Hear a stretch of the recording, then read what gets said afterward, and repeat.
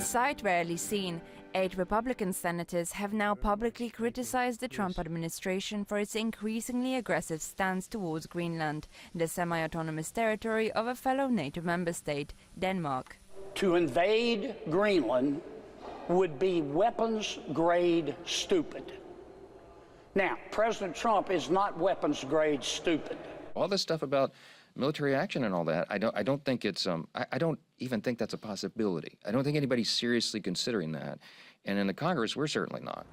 In recent days, presumably emboldened by his Venezuelan victory, Donald Trump has set his sights on Greenland again. We need Greenland from the standpoint of national security, and Denmark is not going to be able to do it, I can tell you.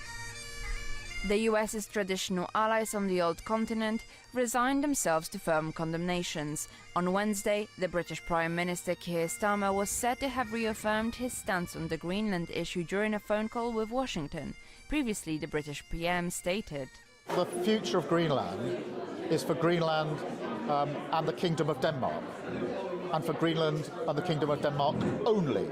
And we're very clear about that. The French President Emmanuel Macron, however, pointed out bigger picture implications of the US extending territorial claims over the Danish land. The United States is an established power, but one that is gradually turning away from some of its allies and freeing itself from international rules. The former American ambassador to Poland put it bluntly, this indefensible rhetoric would uproot transatlantic cooperation. I cannot make any reasonable case for threatening Denmark and Greenland. And I think that Europe is well advised to keep sending the signals to Trump that we cannot get away with anything like this cost-free. While Chatham House's Robin Niblett highlighted that Trump's ambitions serve to align him with Washington's traditional adversaries. It is now joining, potentially, Russia and China on applying rule by law.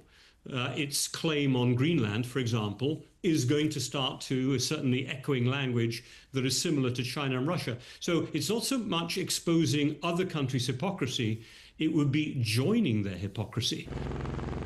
At the same time, Trump posted about increasing the US military budget to $1.5 trillion, which he said, "This will allow us to build the dream military that we have long been entitled to, and more importantly, that will keep us safe and secure, regardless of foe." And as Trump sinks to thinly veiled threats, Denmark too is assembling troops in Greenland, instructing them to stand at the ready in case of an improbable but not impossible scenario. For TVP World, Zuzanna Jurek.